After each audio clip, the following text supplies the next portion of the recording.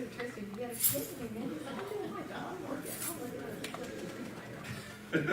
How you doing? How you doing? Fine. Good. Good.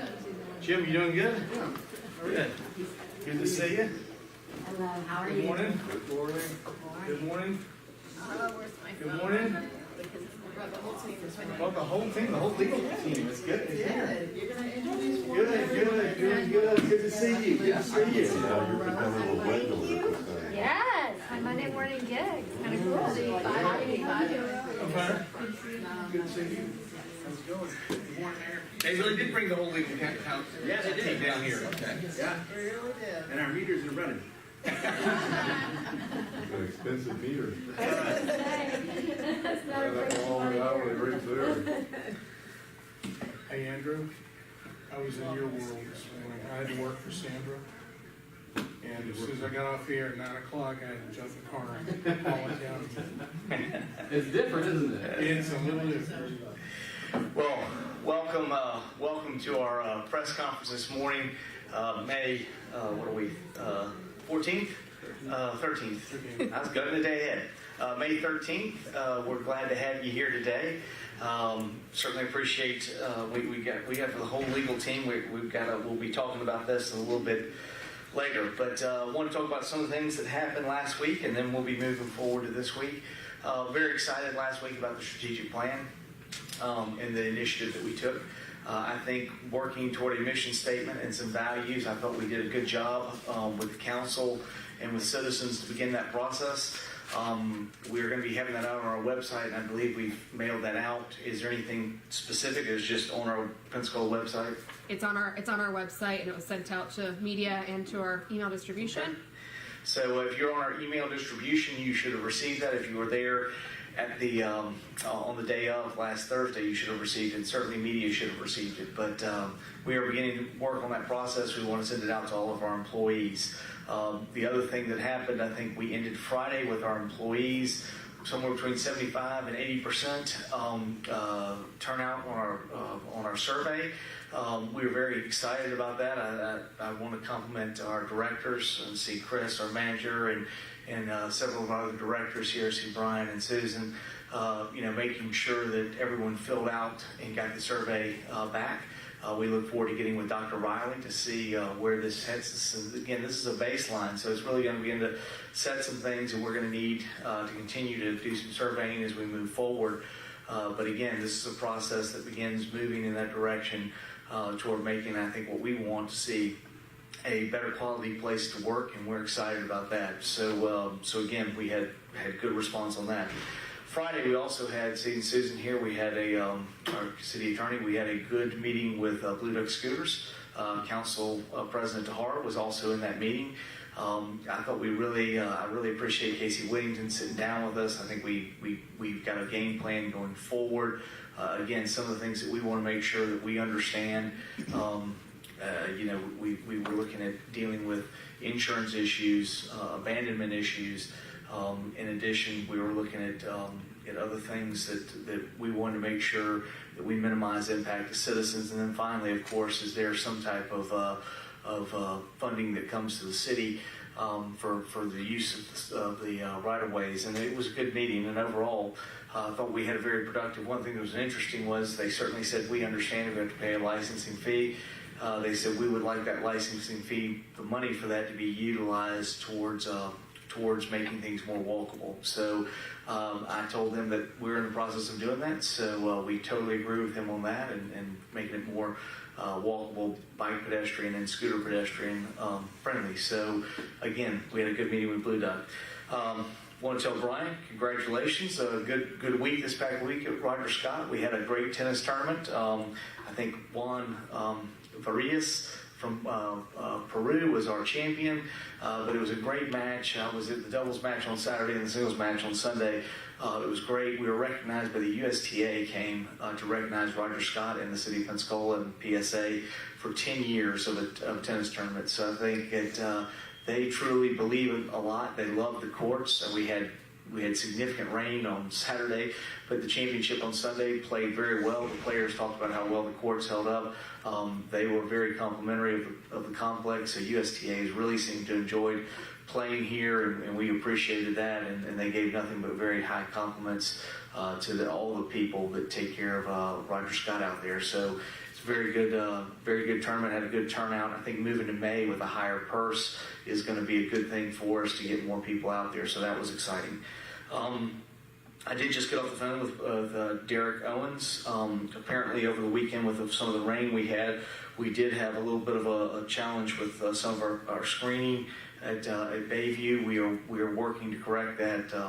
Derek says that is when our conversation this morning. He said they're aware of it. They were corrected it yesterday, and they're taking measures. Again, it was a fairly significant rain that we had, and one of the things we're doing, we're just setting new pipes, trying to deal with some of the runoff that we've had in the Bayview area. So we're hoping to figure out some of that drainage after we get done with the construction. But right now, in the middle of construction, with the amount of rain that we had, we're aware of the problems, and we're addressing that. And so when I talked to Derek this morning, we're already on top of it. Also on Friday, we had a great meeting with Gulf Breeze, the mayor and their city manager, and we shared some things, some stuff that we're continuing to do together. So we had a good conversation. Chris was there. It was a good conversation, and we certainly continue to keep working on those things. One of the best things that we're here today to do is talk about some new hires that we are making at the City of Pensacola. Today we'll be meeting with the council. We will be doing an add-on for a new director of sanitation, John Pittman from in the Atlanta area, but he is from Clearwater originally. He is going to be starting with us. We're very excited about John. He brings a lot of experience to us. He started from the bottom of doing garbage collection to now being a director. He was an assistant director both in Clearwater and in it wasn't Atlanta directly, but one of the Atlanta area. DeKalb County. So again, he's coming to us now as a director, and we'll bring his name forward to the council on Thursday, and we're very excited about him starting with us in June, and we think he'll be a good addition to the team. He's also an African American gentleman, so we're very excited that we made a commitment that we're going to make a team that really looks more reflective of who we are. So we're excited about bringing Mr. Pittman on, and he's going to do a fabulous job. We also have a new hire at our city attorney's office, and I'm going to let her eventually come up here, but I'm very excited that Susan has worked on her process for a new hire in the city attorney's office, and she's hired Heather Lindsay. Heather Lindsay, as you may know, is also the mayor of the city of Milton. So as I said this morning on the radio, one place, we will have two mayors at City Hall now. But I'm very excited to be working with her. Heather's a good friend of mine. We grew up together. We graduated from Washington High School, so I know I'm the first Washington High graduate to be a mayor of the city of Pensacola. I believe she's the first Washington High graduate to be a mayor of the city of Milton. But I will let her come up here and say a couple of words, and anything she wants to. Just happy to have her on the team, and looking forward to her being a part of it. Heather, if you want to come forward, I certainly appreciate having you on there. Susan, if you want to come up.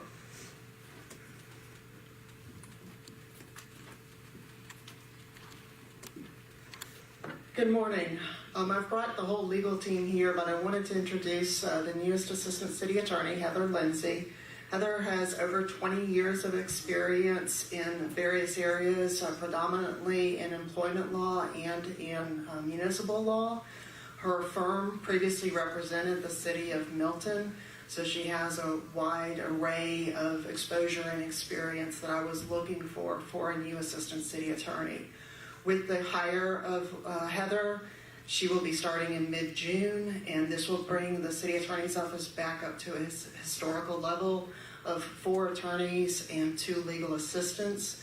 We added a second legal assistant a couple of weeks ago, Jessica Whittle. And so I'll turn it over to Heather if she'd like to make a remark.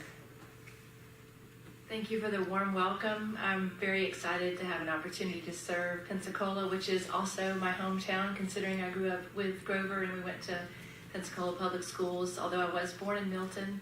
And I'm excited to get a chance to serve with Susan Wolf and her entire legal team. It's a wonderful group of folks, and I look forward to being here in Pensacola starting June 17th. Thank you. You said 4 total attorneys and 2, what did you say?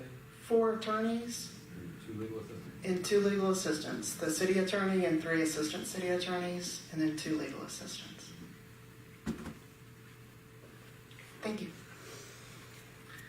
Thank you, Susan. Thank you, Heather. We certainly appreciate having you here. I think it's going to be a great addition. As I said, Heather brings a she has long experience with municipal law and representing municipal entities. So the fact that we have her at the City of Pensacola, I'm certainly very excited about that. And I think that'll be a good thing. Those are some of the things that we've been doing this week. We will have obviously a council meeting Thursday. Got a number of other events that are happening as we move forward. But I'm here to take your questions and be happy to take anything that you have.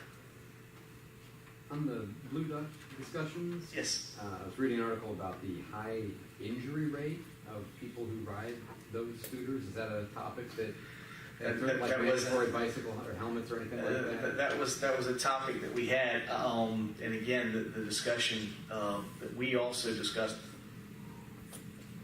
with them is making sure that they have requirements for age and understanding. There's no necessarily a license, but I do believe they indicated that there would be an age of 16 was what they were looking for.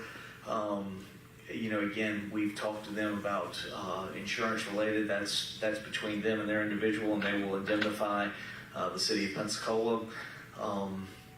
We certainly believe it would be in people's best interest if they ride with helmets, but that is not something that was discussed at in the meeting between us. And again, there are certain things that we're sort of preempted out of in what we can and can't do, but we're trying to make the agreement fit all the things we want to see happen, and of course injuries and understanding what happens and making sure the city's protected from insurance issues. We certainly, that was one of the topics of discussion that we had with Blue Duck.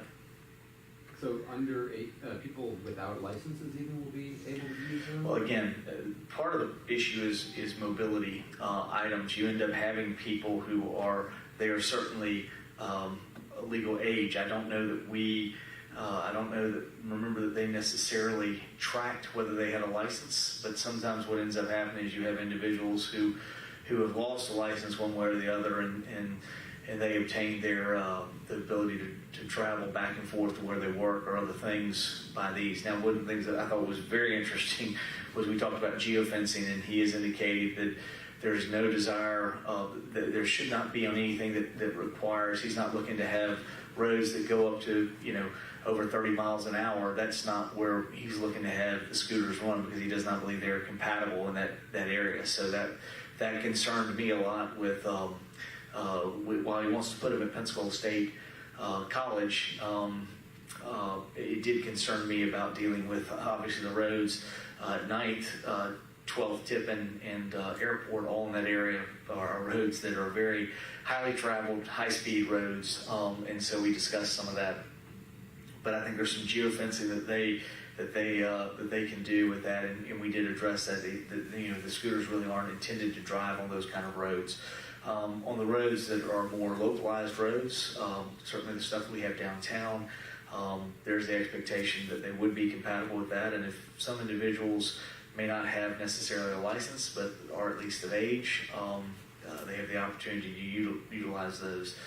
That was the discussion we had. Again, we don't get into what's required on that. That's not our requirement. We just wanted to make sure who was going to be riding it and challenges that we thought. And we thought at least the idea, I believe, is they would like to have thought that everybody has gone through a license and have some. I can't remember if they had some kind of agreement when you sign up. Not only do you have to sign to their agreement, but I think there is some kind of questions you have to have about understanding regular road rules. So again, that was kind of the thought process behind it, and we wanted to make sure we did not think for those people who had not been dealing with road rules, it was probably an appropriate thing for them to hire. And whatever you do to make the ordinance allow for them, it wouldn't be a specific arrangement with them. It would be an ordinance that permits them, but others also would be permitted. Correct. Everybody would be permitted. And again, there's certain things that we we don't get into necessarily the licensure kind of thing. That's what people can have. That's going to be state law. Ours is going to be sort of a relationship. What we look to do is an ordinance that allows them to operate, and that allows them to operate by coming together with an agreement. And I don't want to get too far ahead of where Susan's going, but that's the idea, is to have an agreement with them or any other firm that wants to come here. We would have an agreement, but there would be certain parts. The biggest part of mine was also making sure the scooters are picked up, hours of operations. It's kind of interesting. They said, Blue Duck said they were one of the few that they actually shut their scooters off at 10 o'clock because they felt like people may ride them to bars, but they didn't necessarily want them riding afterwards. And we thought that was a good idea. We tended to agree with their decision on that. So, there were some things that were in there that we talked about. Do we put hours of operations in our agreement? So all those things will be coming forward. I think the idea is to get something to the council at the next meeting, and then try to have something in June finalized. But that's an awfully ambitious and optimistic schedule, and I'm not sure we'll make it or not. But I know Susan and her team are on it. The whole legal staff's here, so they know what they need to do. Yes. Jim? Whatever y'all are working out, would that serve as a template for other scooter companies? Correct. It would be applicable to any other scooter company that comes here, and we would look there.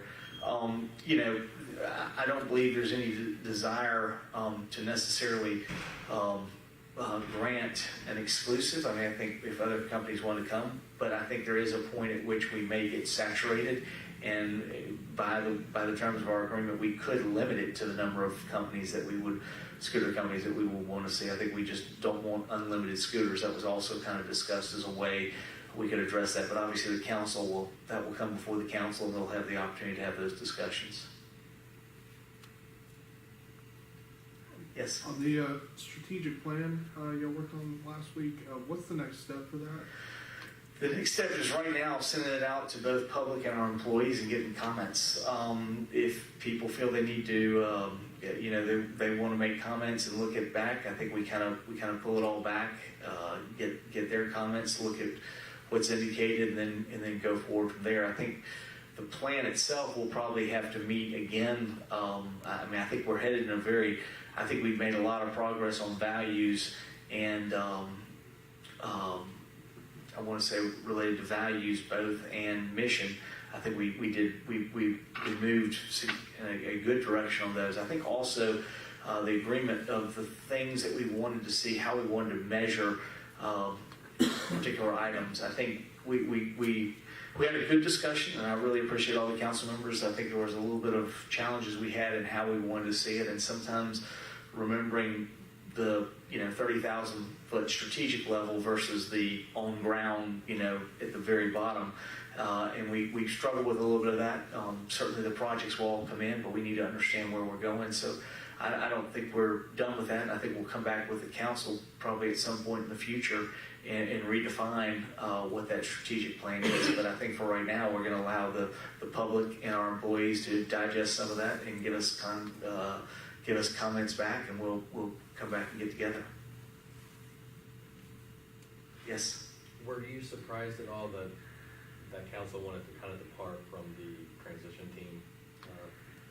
It was. I think again, it's just one of those things that we ended up having. I think it's natural any time to get concerned about to move away from the strategic to the specific, and that certainly happened during that process. But I do believe by the end of the meeting we got back to the strategic, and I think that's where we're headed. But I do understand that there was some concern that people thought they might not have seen the specifics of what they wanted to see. But again, we're trying to get us pulling in a direction where we go, and then we'll apply the specifics to it. So, I wasn't totally surprised. I mean, I was hoping to focus more on what the transition team had given us and how we implement that. But I was certainly agreeable to working with the audible that we kind of called and worked back, and then we tied it back to the strategic plan that we got through the transition team. So I think we're headed in the right direction on everything that we're doing. but there's no doubt, I think it just highlights some of the challenge in working together. I think the importance of us starting this process. This is the first time we've done this. I think PC said, we haven't done this, and so I don't expect us to be perfect. It's not my goal for us to be perfect. It's just for us to be better. Every time we do it, we ought to be better. And I think that's what the goal of what we're shooting for. All right, any more questions? Sure. Can you tell us a little bit about the spray painting, the artwork outside? Out front, they're spray painting a. Okay. I did not see that. You're talking about the Graffiti in the floor. I mean, the little things like that. Yeah, they did talk about doing that for the. We were here with the group, the business group.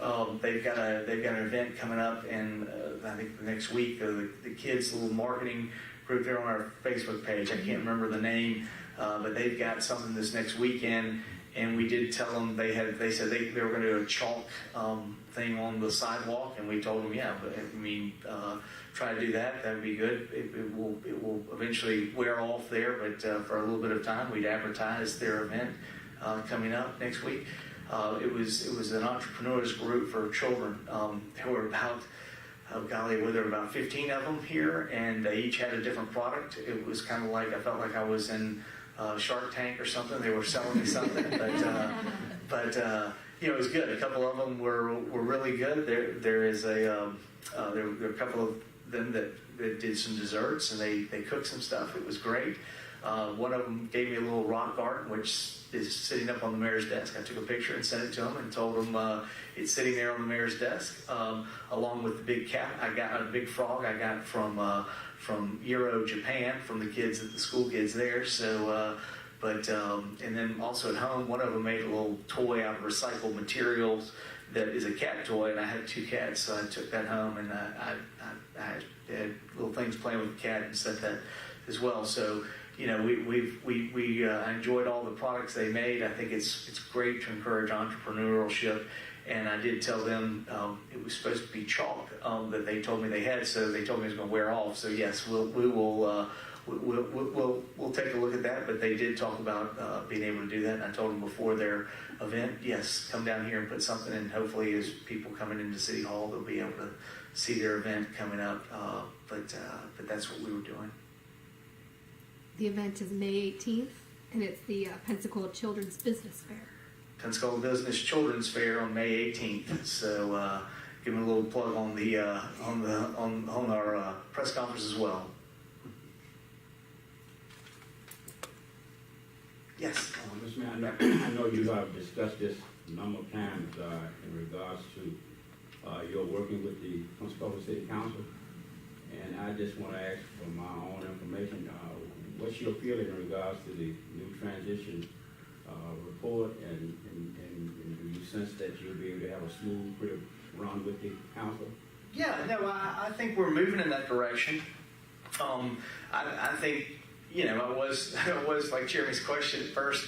My hope was that they would take the transition report and go with that. I understood there were a couple of council members that didn't believe that had everything, and I've said, if it doesn't have something that you want to see, tell me. I mean, we gave people the first chance to do that, and I think the challenge was trying to stay a little bit more strategic and not specific, and we kind of took we took about 30, 45 minutes and detoured into the specific, but I really appreciate John Streetmatter. I thought he did a great job. He pulled us back.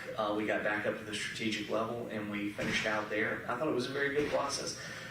Again, this is the first time we've done that, and with this council and myself, and really as a council in general, and the fact that I think you continue to see, I think we're much better 6 months in, but y'all are the press, y'all tell me, I think we're better 6 months in the relationship between mayor and council, but I would say it's not perfect. I mean, I think we still struggle from 8 years of a different relationship, and we came in and we're trying to do something a little bit different. But I think overall, I think we're getting better. I mean, you tell me. I think the relationship between the mayor and the council is getting better. It's not perfect, but I think it's getting better. What did you guys talk about in the Gulf Breeze meeting? We talked a lot about the landing, obviously their landing and our landing with the new bridge.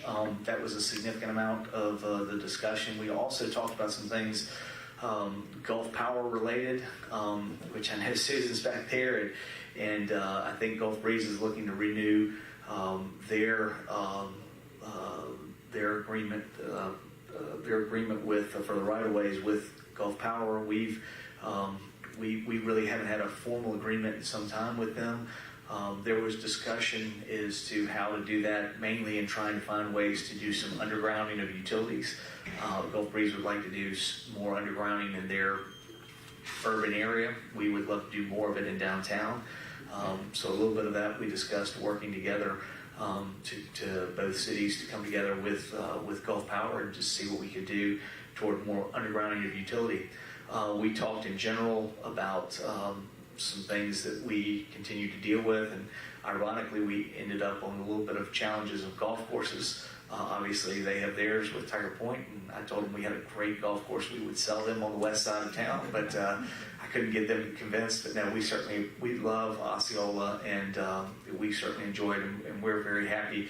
We have not had the same challenges with our golf course that they've had with theirs, but it's just sometimes golf courses are just difficult to run. I think Adrian does a great job out there. This I think back in February, Chris and I went out there and played 18 holes and had a good time.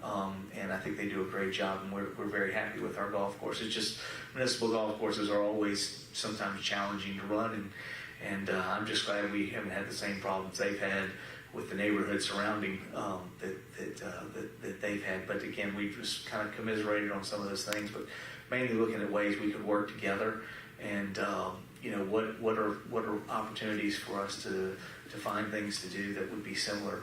We talked a little bit also about obviously we both have several environmental initiatives dealing with the bay and things that we're doing, so it was stuff like that. And overall, I think it was just trying to build a better relationship. Let's face it, the Gulf Breeze and the City of Pensacola really did not talk for a few years. And there were some ugly issues with natural gas and a variety of other things that happened in there. And from our standpoint, we wanted to just continue to figure out ways we could work together. Obviously, there'll be times where we compete at the natural gas level, but there'll be a lot of times we can work together. And we wanted to focus on those opportunities that we would have to work together. Also, one of the interesting ones we talked about was one of the things we want to continue to do. Last week we had a great the CoLab, which is the sort of the incubator space over here, had a celebration for their operation now. I think they've been going for about 10 or 11 years. They now have 16 companies employing 40 people over there.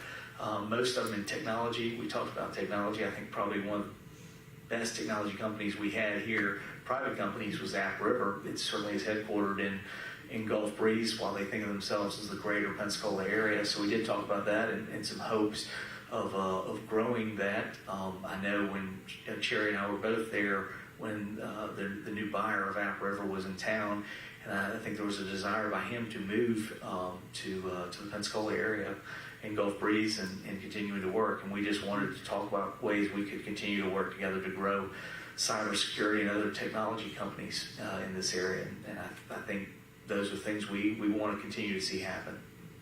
Since App River was originally going to go into the tech park, is that something that came up as a possible relocation, expansion? Well, there was this. There obviously is discussion. We'd love to see expansion, but overall, we are not. We're really talking how we can implement each other. We think there should be more companies. We'd love to see is more App Rivers. I would love to see App River expand with its new owner and Gulf Breeze. But that was not the desire to talk about moving them over. It was talking about how do we continue to move that industry up, so the next time it happens, the next company that comes out of the CoLab, like Iris, I mean, that's great there, but maybe they have the opportunity to go to the tech park. So what's the new Iris? What's the new App River? I mean, there are going to be other technology. That's what we wanted to talk about, is how do we grow those technology companies here. Yeah, Mayor, talk about your first 6 months in office, the challenges, and also any surprises, and has there been any moment when you sat there and thought, what did I get myself into? Well, there are always a couple of those, but overall, it's been very positive. I think we've made progress. Like I said before, we have not been perfect in this process, but perfection is not what we were aiming for. What we were aiming for is improvement, and on that end, I think we've been successful. Again, I would look, for you to judge us and tell us where we are, but. Overall, I believe we've made the community better. We're working together better, and I think we're gonna execute on some of these things. We're starting to create plans. We're doing the employee engagement survey, working with our employees. I think I'm excited about the new budget when we get ready to put that out there. I think there are some things that we're really trying to find ways to work together between employees and the city and really make things better for the citizens. And all of these things are part of it. I mean, what are the surprises? Yeah, the surprises were, none of us necessarily ran on a new soccer complex, but all of a sudden it's there right after we take office. Finding out that we didn't have enough money to close the Project Titan. I mean, those were the surprises. We worked through those and we're coming out the other end. I think overall, we're going to be a stronger community for having gone through those exercises. But at the end of the day, it's what we did. We show up here. We got 800 people, almost nearly 800 people that show up and do a great job every day. And again, it's really them. And I just get to sit here in front of the microphone. So if something goes wrong, it's always on me. But other than that, it's all good. Yes. How much progress has the county attorney's office made as far as city attorney's office moving out, stop using outside contracts, moving more things in-house? Has there been? Susan would have to speak to that, but I know right now we're doing leases in-house. We're doing other things that we've got ordinances. So I don't really have what we have done historically, but I know now getting back up to the level that we've historically had. I mean, I don't know really a whole lot that we've farmed out since you've come on board.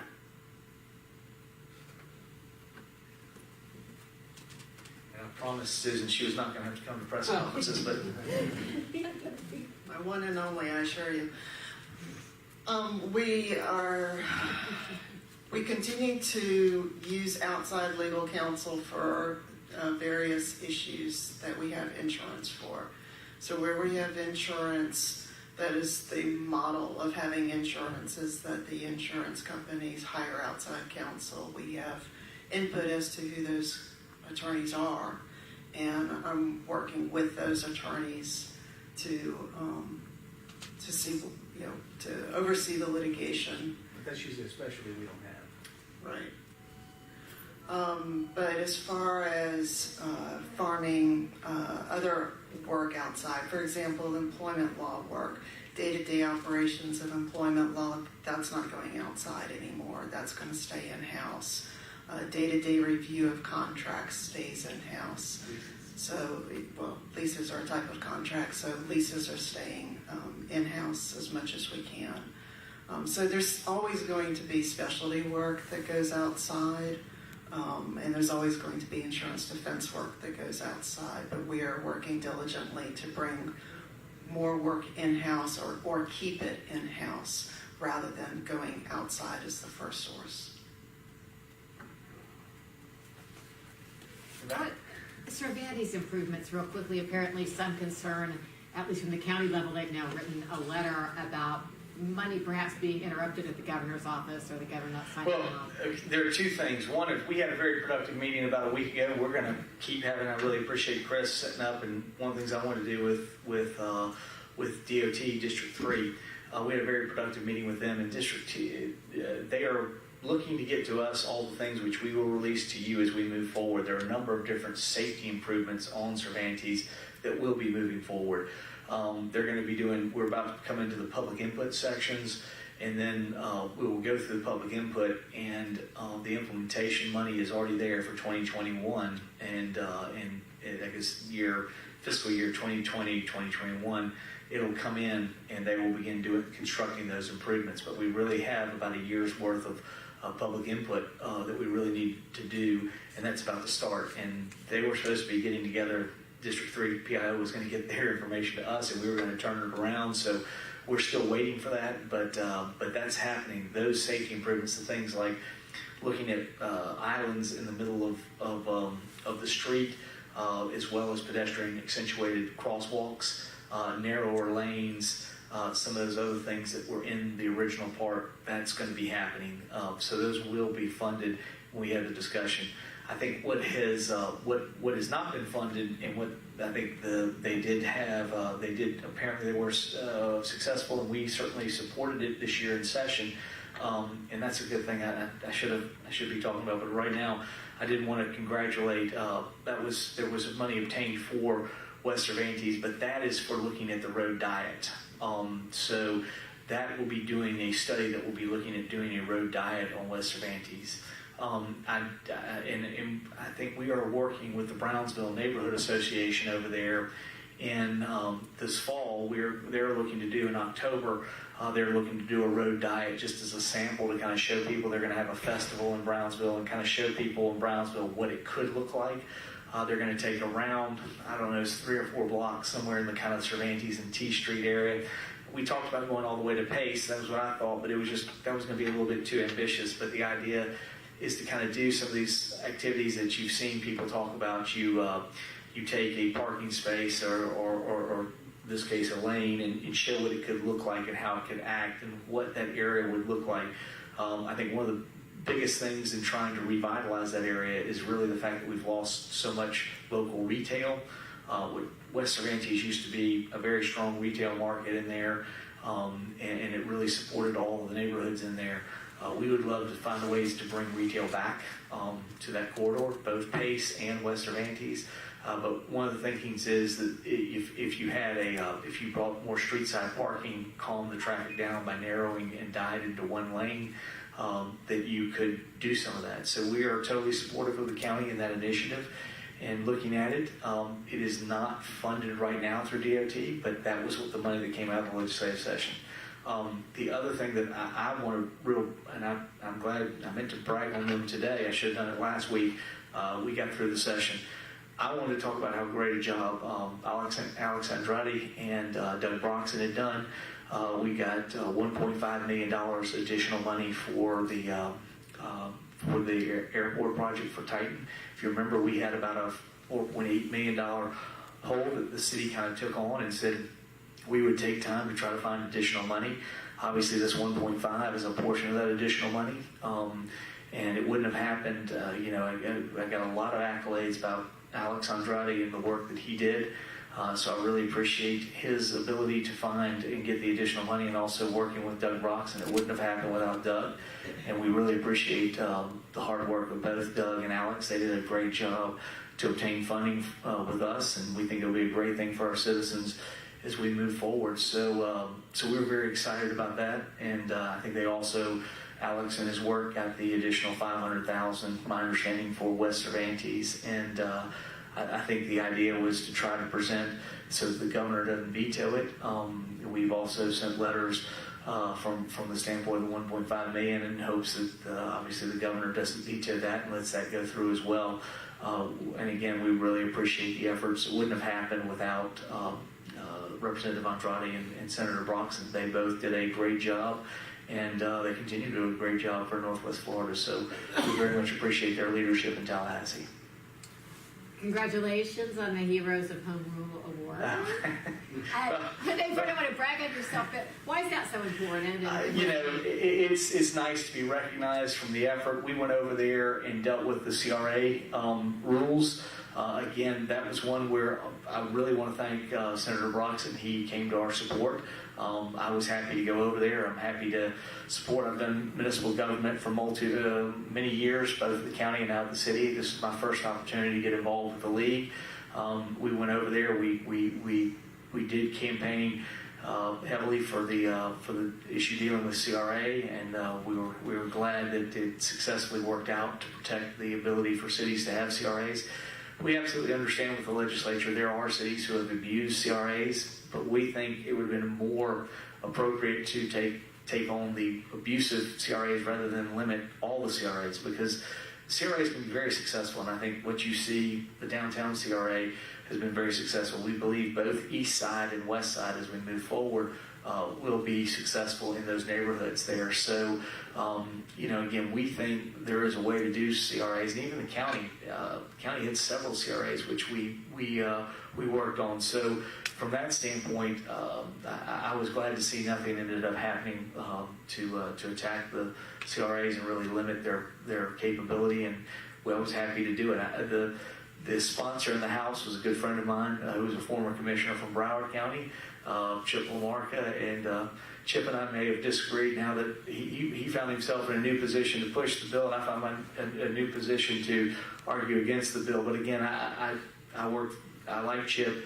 I think Chip understood, and at the end of the day, I think what they were trying to do was figure out ways that they could address those that are more abusive, but still allow those that actually create good things for the community. And I'm very proud of the CRAs that we have in Pensacola, and I think they've done a real good job of helping us improve really a quality of place, a quality of life for our community. So I was happy to go over to Tallahassee and advocate on their behalf. And again, thank you, Senator Broxton. So we appreciate that.